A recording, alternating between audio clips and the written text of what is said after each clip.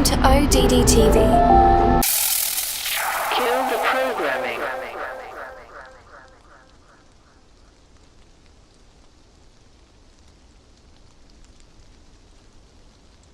The Earth is officially classified as an oblate spheroid, meaning that it's bulging at the equator and it's flattened out at the poles. Here's a short clip with Neil deGrasse Tyson. So Earth, throughout its life, even when it formed, it was spinning, and it got a little wider at the equator than it does at the poles. So it's not actually a sphere, it's oblate, and officially it's an oblate spheroid. That's what we call it. But not only that, it's slightly wider below the equator than above the equator. A little chubbier. A little chubbier. Yeah. Chubby's a good way. It's like pear-shaped. So apparently it's a pear-shaped oblate spheroid. Sounds fine to me, but there seems to be issues when NASA puts out images of the Earth. They're always perfect spheres, and some of these are claimed to be single shots. Not only that, but the images that NASA gives us are never really consistent. Here's 3 separate NASA images of the Earth, and North America is a different size on each one. Come to find out that NASA photoshops their images using CGI composites. In 2002, Blue Marble 2.0, NASA's Rob Simon made this.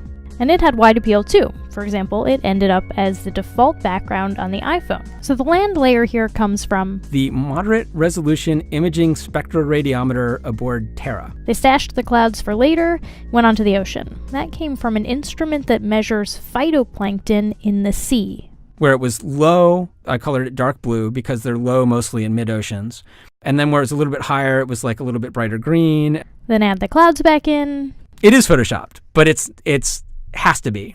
Then there was another layer to sort of simulate the atmosphere. And then there's this little bright spot. It's called the specular highlight. So it's the reflection of sunlight off of water. Those are the pieces, but you can't just slap them all together. It just didn't look realistic. It looks kind of flat, or the clouds are sort of too see-through. So I just hit Command-Z a lot. There's artistry to creating the world. What I imagine it to be. Unfortunately, I'm not an astronaut. I've never been to space. I'm getting results that I like, but I think it's a little bit exaggerated. So I'm working on some techniques to try to tone it down a little bit. So here we are in 2018, and we can't trust that we've ever seen a true image of the Earth from a distance. On one hand, we're told that we live on an oblate spheroid, and on the other hand, NASA pumps out cartoon balls that are perfect spheres. Speaking of oblate spheroids and perfect spheres, both of them would have detectable curvature, right? Well, it's not showing up for anyone who tries to find it. Let's jump right to the current world record for long-distance landscape photography. This photo defies the curvature of Earth, even with the heights of both mountains factored in. Okay, so since this is all in meters, let me convert this to feet. 4102. That's 13,458. Again, that's what Bill said. 13,458 was the elevation for the distant mountain range. And from this other place right here, which is at 2820. And just to confirm, yep, 9251 and change, so 9252, let's just say, round it up. That's the altitude of the photographer. So we go to, let's just go ahead and copy that. Go to the Earth Curve Calculator here, everybody likes to use. And let's say that's the height of the observer. 9251.969, and the distance at 440 kilometers away. Let's do this as kilometers and miles.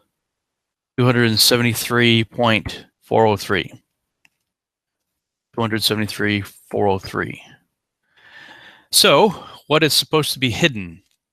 According to this, the horizon's at 117.799969 miles away. According to this, if you're here, this is at that altitude, your horizon is going to be at 117.8 miles away.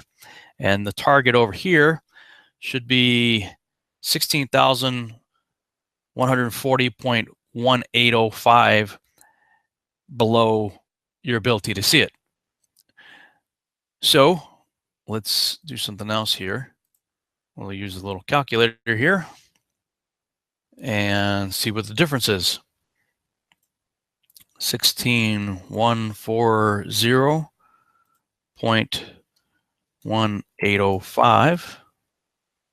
Subtract the height of the mountain, which was again 13,458.005. So if I'm understanding this correctly, then the top of that mountain range should be 2,682.1755 feet below the curvature. In other words, about a half mile below the ability of the observer to see it. 273 miles away. It's mind-blowing. From point A to point B, the shortest car ride would be 8 hours.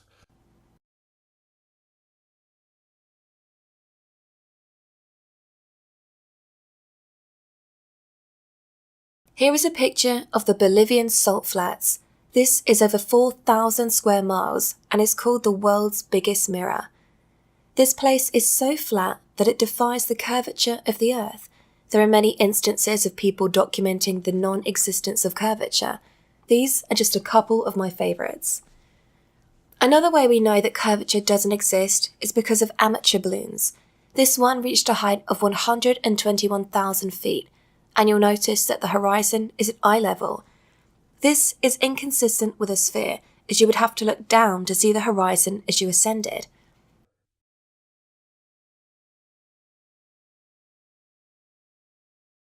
Let's watch another high-altitude balloon. It's always flat when you're not using a fisheye lens on the camera.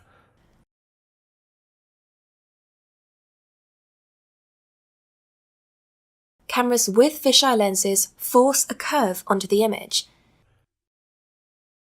This is why we saw curvature in the Felix Baumgartner Red Bull jump. It's a fisheye lens, because a normal lens would have shown a flat horizontal horizon like we saw in the video at 121,000 feet. See, Felix Baumgartner's jump was from 128,000 feet, so that's only a 7,000 foot difference. There wouldn't be that drastic of a curve change from no curve to a bunch of curve. See, and a fisheye just makes everything look round, so behind Felix Baumgartner, it's nothing but New Mexico. And I'm pretty sure half the Earth, or, 75% of the Earth isn't covered by New Mexico. So a popular belief that is constantly used as proof for the globe is boats disappearing behind the horizon. But this is actually just an optical illusion. Humans can only see so far.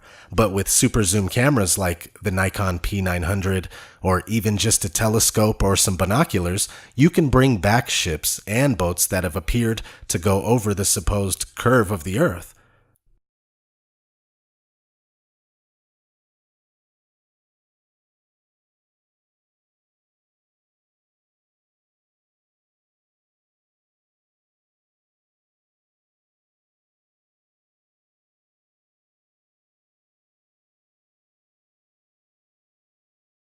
Did you know that the word horizon stems from horizontal? The definition of horizontal is as follows: parallel to the plane of the horizon, at right angles to the vertical. Synonyms: level, flat, plane, smooth, even. Alright, it's called a horizon, not a curvizon. Now let's have a look at the characteristics of water. Water always finds its level and always ends up perfectly flat when undisturbed. It's one of the easiest things to understand. No experiment on Earth has ever replicated curved water like which is supposedly on the spinning ball Earth. You know who else knew that water doesn't curve? The ancients. As you can see here, we have the Egyptian, Norse, Hindu, Mayan, Inca, Navajo, Greek, and Hebrew depictions of a flat Earth. These are the cosmologies that they knew. It wasn't all that long ago that everyone knew with certainty that the Earth was flat and motionless. They also knew that we are enclosed by the firmament, and that we have a local sun and moon that circle above us. You see the sun and the moon inside the firmament in most of these depictions. So is there any credence to this idea? The answer is yes. There are many times just like this when the sun shows us how close it actually is. Many people admire the beauty of the scene like this, but they never stop and think about what we are seeing. And what we are seeing are sun rays that are telling our eyes that the sun is local. All you have to do is trace the rays back to the source. The sun is right here with us, right above us. This happens all the time. All you have to do is pay attention and think about it logically. Does it look like it's 93 million miles away? The answer is no. One of the things that I struggled with the most when it comes to flat Earth is, why does the sun rise and set? I couldn't make any sense of it until I realized that the sun was much closer and much smaller than we are told. The sun appears to rise and set due to perspective only. What we are seeing here is the actual path of the sun versus what we see because of human perspective.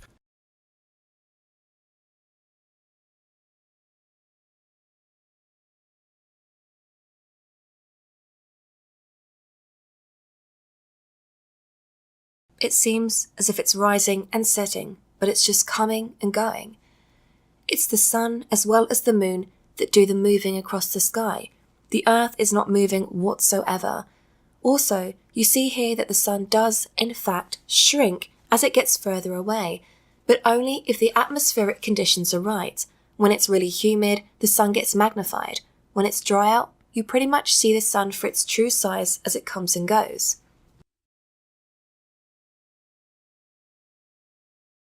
Now let's talk about the moon.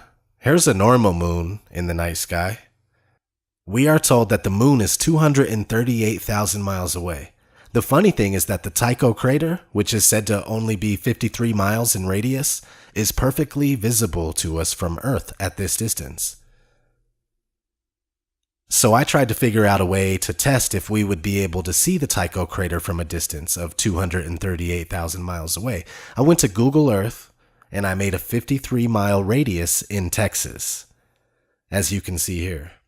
And you can also do this yourself. Then I zoomed out as far as I could, and unfortunately it only goes to 39,000 miles away, but it still makes the point in my opinion. You can barely see the 53-mile radius from 39,000 miles away. If I were to go another 200,000 miles out, we surely would not be able to see the red circle anymore. Of course, Google Earth is complete nonsense. Let's watch a quick clip in reference to Google Earth. All right, here's what looks like an objective image of the world. This is Google Earth, and it's a circular image, so it gets around the big problem of trying to portray the world on a flat surface. Now, you have a lot of reservations, don't you, about Google Earth? Yet, to many people, it's a wonderful application. It is great technology, and that's what I first thought when I started doing the work on it. But I do now think that because of the way in which they have bought up so much of the data, which they fed into this geospatial application, is what they call it, they are monopolizing maps online. If you go online and you're using maps, you are probably using a Google map. And there's also some sort of sinister and worrying dimensions to Google, because they buy Earth Viewer, which is the application, and that is funded by the CIA. We'll know our disinformation program is complete when everything the American public believes is false. William Casey, director of the CIA in 1981. The CIA's whole purpose is to dispense propaganda and disinformation. So anyway, we were talking about the moon and how being able to see Tycho crater doesn't make sense. Now let's look at an image of the moon during the day.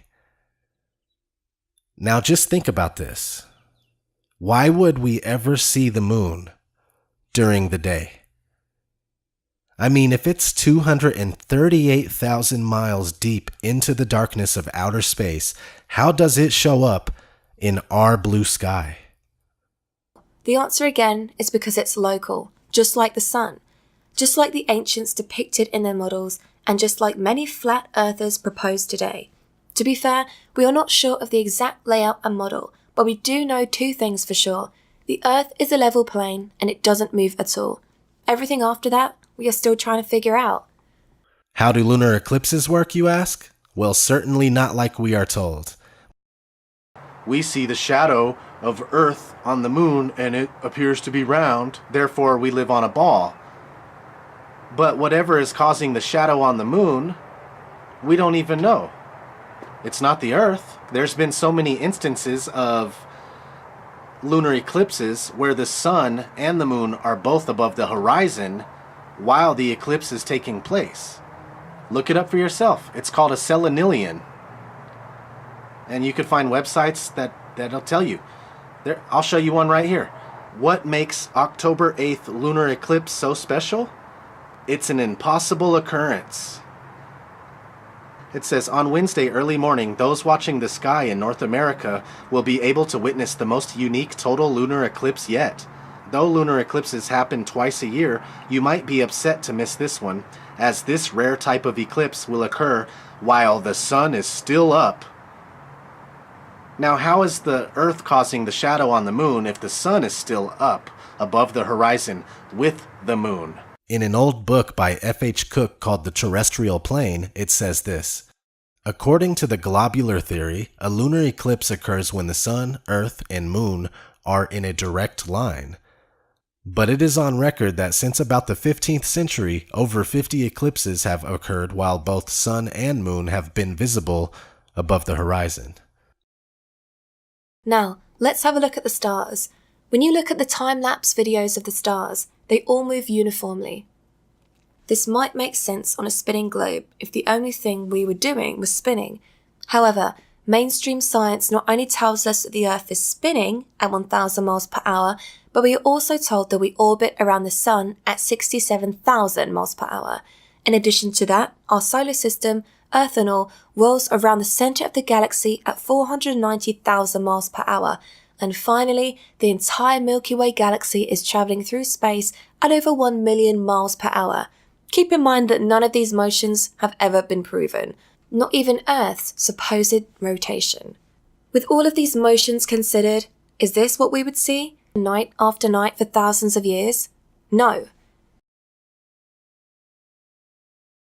They also tell us that the stars are distant suns, but they look like orbs of dancing energy when you zoom in on them with a high-power zoom camera, and considering how far away they are, should we even be able to zoom into them in the first place? Now let's talk about planets. People always ask me, why is Earth the only planet that's flat? And it's simple, really. It's because Earth is not a planet. Planets were known to the ancients as wandering stars. Let's have a look at the etymology of the word. This is from the online etymology dictionary. Wandering stars. See, that's what you need to pay attention to. Wandering stars. That's what these were called, planets. And we weren't considered a wandering star. Now let's keep going. From planetstai to wander, so called because they have apparent motion unlike the fixed stars. Originally included also the sun and moon. Okay, so they move in a completely different way than the regular uniform stars that all move the exact same. Originally included the sun and moon.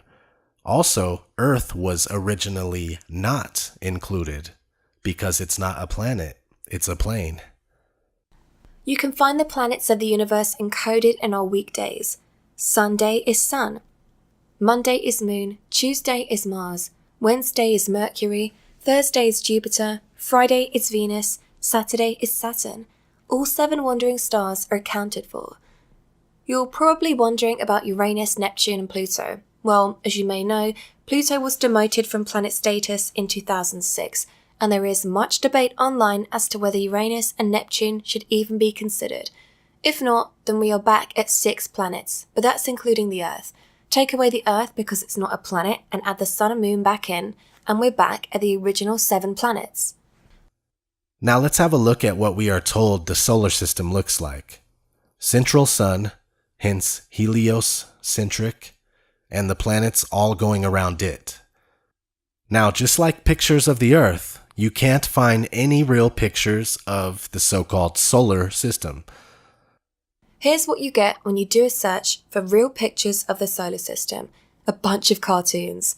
The argument is that we just can't go out far enough and take pictures of the solar system, bro. It's not that simple. Well, I beg to differ. NASA claims to have the Hubble telescope taking real pictures of distant galaxies. Here's one right here. Look up spiral galaxy pair NGC 4302 and NGC 4298, but they tell us that the Hubble is only 350 miles away, so maybe we can't get pictures of our solar system with Hubble. Well, what about the Discover satellite with the Epic camera? They claim that it took this shot of Earth from 1 million miles away. If that's the case, can't they just zoom back a little bit and snap the solar system? Again, the fact is that everything we get from NASA is CGI. Start looking at it and examining it. You'll notice. Is the Earth a planet? The answer is no. It's never been proven. Just programmed into us. We have to stop looking up at the lights in the sky for answers because we are not one of those lights. The Earth is special and so are you. We are at the centre of all things, and the only life is here. Outer space is one big lie. Yeah, you can look up at the night sky and see the stars and wandering stars, but it's not what we are told it is. You can't travel there, and there is no such thing as deep space. NASA admits repeatedly that we can't go into deep space because we no longer have the 60s technology that we used to get to the moon. Right now, we only can fly in Earth orbit. That's the farthest that we can go. The kinds of technologies that we're testing out on Space Station are definitely helping us with our goals of going beyond low Earth orbit. Early in the next decade, a set of crewed flights will test and prove the systems required for exploration beyond low Earth orbit. And this is really the beginning, I think, of human beings leaving low Earth orbit. I'd go to the moon in a nanosecond.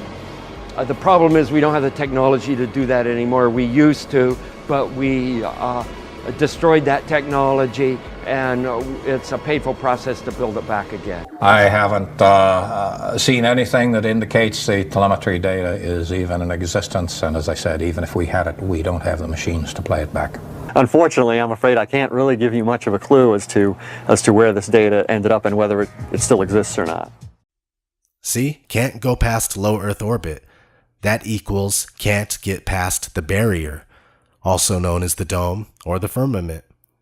If you look up how many people have been to space, here's what you get. Of the 536, 3 people completed only a suborbital flight. 533 people reached Earth orbit, 24 travelled beyond low Earth orbit, and 12 walked on the moon. So it seems that the Apollo mission was the only one to ever get to deep space. You would think that by now we'd have several bases on the moon and would have already been to Mars a few times. But no. And let me just say that we were discussing how the moon is local, so naturally you're probably wondering why we can't go. Well, the thing is that none of this stuff is what we are told it is. There are documented cases of being able to see stars through the moon. So this begs the question, is the moon even a physical object? It was also documented in the Royal Society of Philosophical Transactions from 1974. It says, an account of an appearance of light like a star seen lately in the dark part of the moon. You can download and read the whole PDF from the Royal Society website. This is why we have so many depictions of this throughout the world. But NASA and others maintain that the moon is a physical body that man can land on and visit. But only in the late 60s, early 70s. Let's get back to the Earth and how the spherical Earth paradigm is very new on the timeline of man. Again, here's a few of the cosmologies of the ancients. The people of today have been taught that many of these ancient cultures were primitive and stupid. The fact is, they were more in touch with reality back then. We are completely out of touch with reality, and it's by design. So, we have all those, and here we have a 1542 depiction with Earth in the centre, followed by the 7 planets of the universe, aka the wandering stars, and finally, the firmament. This is also called the crystalline heavens, the place of the fixed stars. This is around the time the Society of Jesus, or the Jesuits, were founded, in 1540. They are largely responsible for the spread of heliocentrism. Notice the sun in their logo. It's because they are sun worshippers and want nothing more than for all of humanity to also worship the sun. Here is what the Earth was depicted like thereafter. This was created by a Jesuit scholar in 1665. Yes, the heliocentric globe model of the world has always had its advocates, but these celebrated figures throughout history have almost all been easy to spot Freemasons, and I should note that Freemasonry is a form of Judaism. And the founder of the Jesuits, Ignatius of Loyola, was a crypto-Jew. A crypto-Jew is a Jew who converts to another religion and outwardly embraces the new religion, while secretly maintaining Jewish practices. While all these Freemasons and Jesuits were pushing the heliocentric model of the Earth, many people were saying, wait a minute, what's this about? The Earth is provably flat and motionless. You can find several well-written books with amazing insight on why the heliocentric theory is false and why the static plane is the truth, and these books kept coming well into the 1900s. We have Zetetic Astronomy from 1865, Is the Bible from Heaven? Is the Earth a Globe? From 1890, and that one was written by the guy who made the now famous Gleason's map, which is a flat Earth map. We have Zetetic Cosmogony from 1899, Terra Firma, Earth Not a Planet from 1901, and so on. If you go to the website archive.org, you can find all of these and many more to download for free. Here's a flat Earth map in Samuel Rowbotham's book Zetetic Astronomy. Here's Alexander Gleason's flat Earth map, one of the most popular to this day.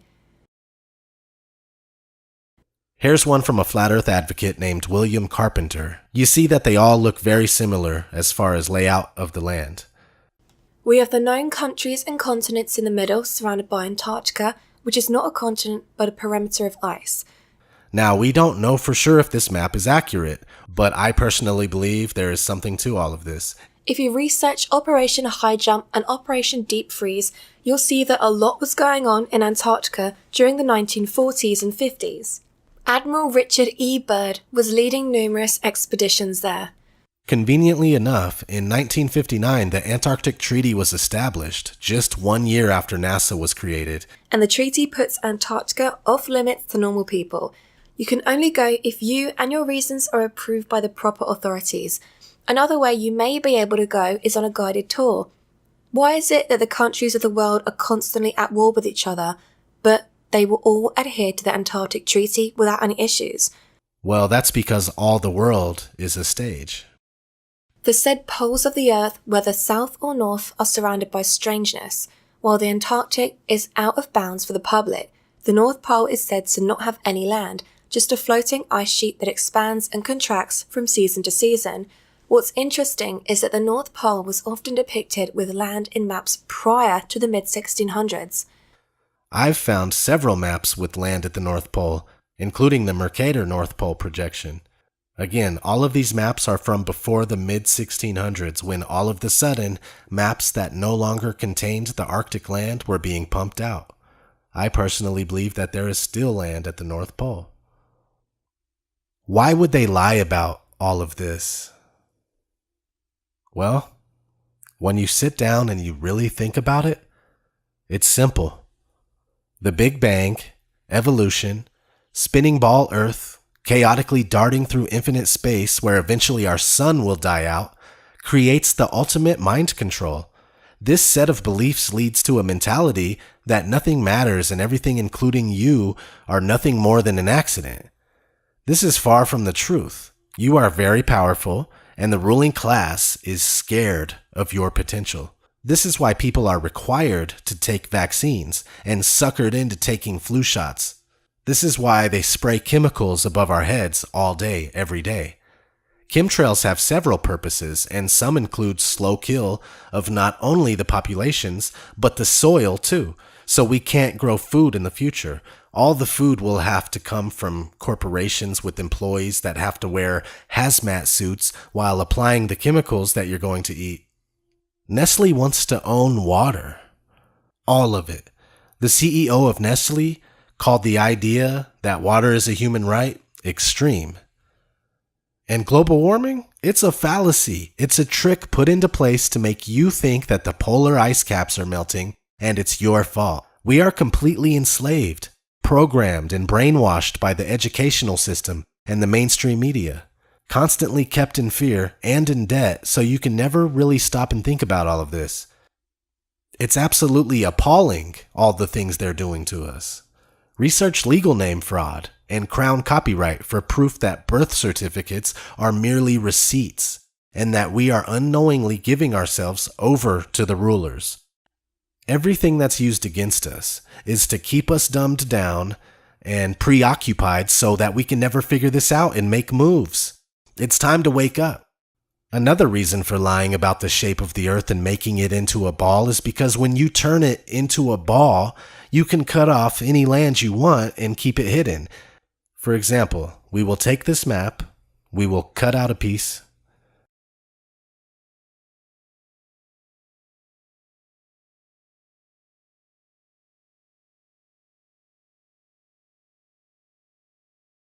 and we will take this flat piece and wrap it around a ball. Now, this is where I tell you that this is all there is. You can only go to destinations that are on the globe because you now believe that's all there is. But we still have all the land that I cut off earlier. It's seriously that easy, and when you consider it, it really is a plausible reason to lie. Everything in this world seems to be nothing but lies, and if you're alive right now, you are living in a very exciting time where the truth is being unveiled. Did you know that the word apocalypse actually means to uncover or reveal? Since that's the case, we truly are living in apocalyptic times. This has been ODD TV. Thanks for watching. Thank you for watching ODD TV. Please explore more videos here on Odd Reality to learn more about the deceptions of the world. I wanna stand up and shout that the earth's flat, flat, flat, get over it. The earth's flat, flat, flat, get over it. Earth's flat, flat, flat, get over it. Get over it.